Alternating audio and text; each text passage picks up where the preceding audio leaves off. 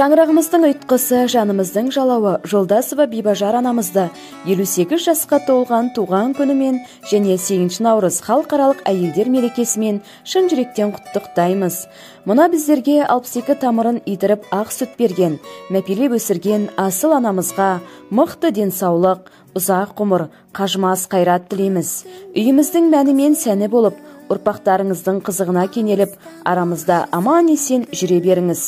Асқаралы атағыңыз бен берекелі беделіңіз өсе берсін. Әлпеш деген аялап асыраған, аяулана ақ ниет асыл адам, ұрпақ үшін тірлікке нұрын төккен, қиын қыстау күнде де жасымаған.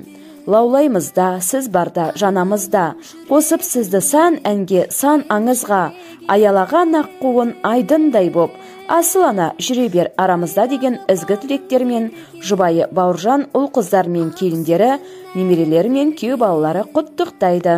Бақыттың бәрін берген аяулана, мүлкі ғой адалдығың, қуансын анам бүгін, қымбат қой амандығың аяулана.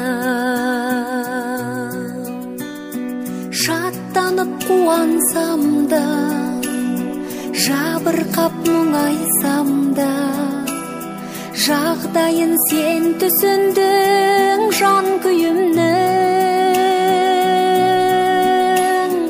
Болса да өз отбасым, отаным ошаққасың, мен сенің бесіктегі әлдейіңмін.